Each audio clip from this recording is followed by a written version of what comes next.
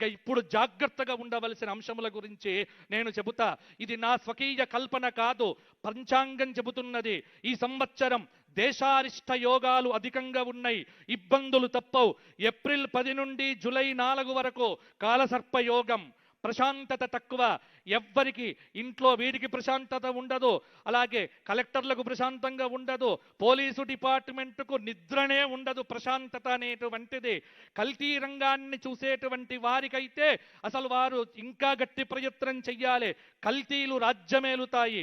కల్తీ అనేటువంటిది ప్రతి చోట వస్తుంది. అది నివారించవలసిన బాధ్యత ఖచ్చితంగా ప్రభుత్వం మీద ఉంటుంది. ఇక ఈసారి ఎండలు 50 డిగ్రీలు అనేటువంటిది కామన్ థింగ్గా మారిపోతుంది. కాబట్టి విద్యుత్తు వినియోగం అనేటువంటిది రాష్ట్రానికి కొంత బాగా అవసరమయ్యేటువంటి నెలలో ఇప్పుడు రాబోయేటువంటి రోజులు కూడా. ఆగ్నేయ తూర్పు దేశాల్లో ఖచ్చితంగా భూకంపాలు కానీ మొదలైనవి రావచ్చు. నవంబర్ 10 నుండి సంవత్సరం చివరి వరకు సింహరాశిలో కుజస్తంభనం జరుగుతోంది. సెప్టెంబర్ 18 నుండి అక్టోబర్ 15 వరకు కర్కాటక రాశిలో కుజ గురువుల కలయిక జరుగుతోంది. అంటే ప్రాకృతిక ఉపద్రవములను సూచిస్తూ ఉన్నది. ఎక్కడో ఒక చోట ప్రపంచంలో సునామీ భూకంపాలు వచ్చే అవకాశం ఉంది. ఇంకొక విషయం, ఈ సంవత్సరం గురువు 3 రాశులకు మారుతూ ఉన్నాడు. అందులో గురువుకు రాహుకేతువు సంబంధం ఎప్పుడూ యోగ్యమైనటువంటిది కాదు. దానికి ప్రమాణం చెబుతోంది జ్యోతిష్ శాస్త్ర గ్రంథం. గురునా సారినావాపి రాహుయుక్తే ధవాషికి యోగశ్చండాలనయోయం రాజా రాష్ట్ర వినాశనం. ఈ అవయోగం అనేటువంటిది సింహ గురువుతో రాహుకాల సంయోగం చేసి 31 అక్టోబర్ నుండి 6 డిసెంబర్ వరకు, జనవరి 25 నుండి జూన్ 26 వరకు గురుచండాల యోగం.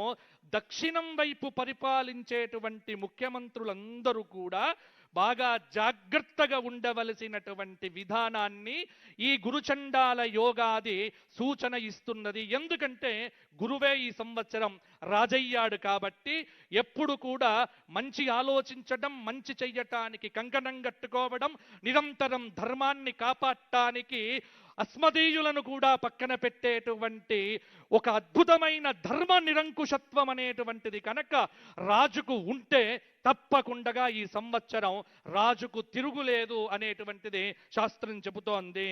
అతిచారగతే జీవే వక్రస్తాపి శనైశ్చర హాహాకారం జగత్సర్వం దుర్మిక్షం ప్రేతరాట దిశి. గురువు అతిచార కాలంలోనే శని వక్రీ అవుతున్నాడు. ఇక్కడ రాహుకేతువుల యొక్క కలయిక. అందుకే పాలకుల మధ్య నిత్యము సయోధ్యను పెట్టుకోవటానికి చాలా నొసట చిరునవ్వులుంటాయి, లోపలంతా కూడా వేరే రకంగా ఉంటుంది. ఇది ఈ సంవత్సరం అన్ని చోట్ల కనిపించేటువంటి వర్తనం. నోరు ముందర చిరునవ్వులు చూసి మాత్రం మీరు పొంగిపోకండి, లోపల చూసి ఆలోచన చెయ్యండి. కాబట్టి జాగ్రత్తగా ఉండాలి. ఈ సంవత్సరం పశుపాలకుడు సాక్షాత్తు గోపాలకుడు అయ్యాడు. కృష్ణం వందే జగద్గురుం, శ్రీకృష్ణ భగవానుడయ్యాడు. కాబట్టి ఖచ్చితంగా ఈ సంవత్సరం పాడి పంటలు బాగున్నాయి, వర్షాలు బాగున్నాయి. ధరల గురించి మాట్లాడితే ఈ సంవత్సరం కుజుడు మంత్రయ్యాడు. ఎక్కడ లేకున్నా తెలంగాణలో అద్భుతంగా హైదరాబాదుకు ఈ సంవత్సరం రియల్ ఎస్టేట్ అనేటువంటిది గత సంవత్సరం కంటే మెరుగు కాబోతోంది. భూమికి సంబంధించినటువంటి కొంత అభివృద్ధి అనేటువంటిది ఈ సంవత్సరం తప్పకుండా కనిపిస్తుంది. ఎక్సెస్ మనీ ఉన్నటువంటి వాళ్ళే భూమి కొనుక్కోండి తప్ప రుణాలు చేసి భూములు కొనుక్కోవడం మాత్రం మంచిది కాదు అనేటువంటిదే పంచాంగం చెబుతోంది. అలాగే ఇంకొక మాట కూడా మనం ఈసారి గమనించవలసినటువంటిది ఏమిటి, విందులు తగ్గించండి. తెలంగాణలో ఏది మాట్లాడినా ధావత్ క్యా హే, ధావత్ ధావత్ ధావత్, నో ధావత్. ధావత్తులు వద్దు, అందరు ఇంట్లో తినండి, చక్కగా ఉండండి. ఎందుకంటే ఈ సంవత్సరము విపరీతమైనటువంటి రేట్లు పెరుగుతాయి, ధరలు బాగా పెరగవచ్చు. బంగారం అనేటువంటిది పెరగటం అనేటువంటిది శాస్త్రరీత్యా లోకానికి నాశనమే. కాబట్టి షేర్స్లో ఎవ్వరు పెట్టుబడులు పెట్టకండి, దేని మీద పెట్టుబడులు పెట్టకండి. 10 రూపాయలు మిగిలితే మీ బ్యాంకులో క్యాష్గా దాచిపెట్టుకోండి తప్ప ఇంకా ఖర్చులు అదుపులో పెట్టుకున్న వాడికే ఈ సంవత్సరం బాగుంటుంది అని